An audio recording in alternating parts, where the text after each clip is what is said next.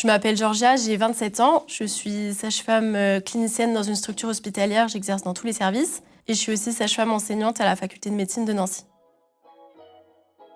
J'ai un parcours au début classique, donc j'ai fait la PACES comme tout le monde. J'ai passé après tous les concours.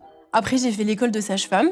Et en parallèle de ça, en fait, tous les jeudis après-midi, je devais aller à Nancy pour valider des yeux de master parce que je voulais avoir un autre diplôme en plus de sage-femme. Une fois que j'ai obtenu mon diplôme de sage-femme en 2021, j'ai décidé de poursuivre mes études. J'ai fait un master 2 d'ingénierie de la santé. J'ai fait une spécialisation en innovation thérapeutique et diagnostique.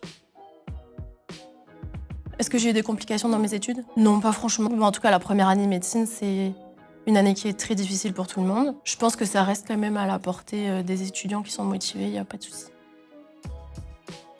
Est-ce que c'est devenu une vocation? Je dirais que oui, sage-femme, c'est devenu une vocation. Ça ne l'était pas au début, parce que je souhaitais pas avoir sage-femme particulièrement au concours. En fait, moi, je voulais médecine, je voulais être urgentiste. Mais finalement, je trouve que sage-femme, c'est beaucoup mieux dans la représentation que j'avais en fait de la médecine, où je voulais gérer des urgences et avoir un impact vraiment sur la vie des gens.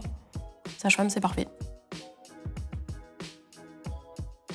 La collaboration entre sage-femme et les autres professionnels de santé, j'ai envie de te dire qu'elle se fait très bien. Dès qu'on a dépisté en fait une situation où ça sort de la physiologie, on va d'abord en première ligne appeler un interne et c'est lui après qui va faire l'intermédiaire entre nous et le senior médecin parce que lui il sera sur place. Mais si on a des situations qui sont vraiment très urgentes, où on n'a pas le temps en fait, d'avoir le deuxième avis de l'interne ou qu'il fasse un autre prélèvement pour confirmer nos suspicions, là, on va appeler le senior de garde directement. On a des grilles en fait, d'appels téléphoniques. On lui expose la situation très clairement, en 10-15 secondes maximum. Et lui, il ne va pas nous relancer, nous reposer 50 questions au téléphone, il vient direct. Alors pour améliorer le travail des sages-femmes, il faudrait rajouter des ressources humaines en fait. La seule manière en tout cas pour nous, pour améliorer notre travail, ce serait ça. Donc j'aimerais réaliser une thèse et je pense que c'est ça mon plus grand défi actuel, c'est de réussir à m'inscrire en thèse, faire ma thèse, soutenir ma thèse et commencer dans le parcours des grands.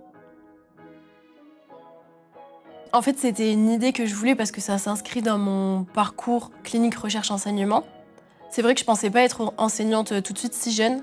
Ton plan de carrière, en fait, l'enseignement, il arrive beaucoup plus tard. Mais c'est vrai que du coup, là, il y avait un poste qui s'est libéré à Nancy et j'ai une collègue qui m'a appelée, qui m'a proposé ce poste. Vraiment, j'ai foncé.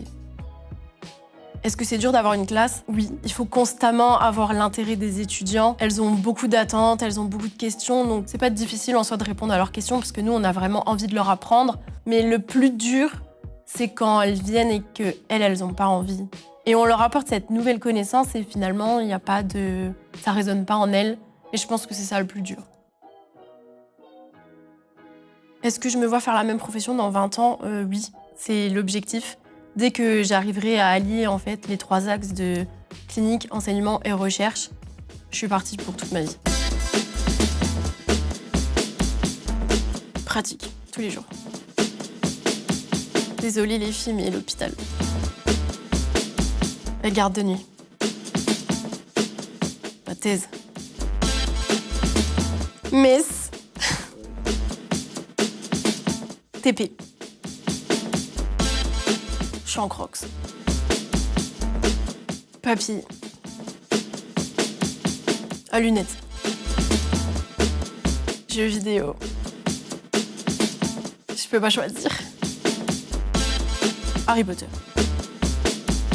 Film. Merci Georgia d'être venue faire cette interview, ça m'a fait extrêmement plaisir. Plaisir partagé, de rien. Et j'espère que ça pourra ouvrir plein de portes sur des nouveaux étudiants qui aimeraient faire la même chose que toi. Ah, j'espère aussi, ça me ferait plaisir. Je te souhaite une excellente journée. Bah pareillement.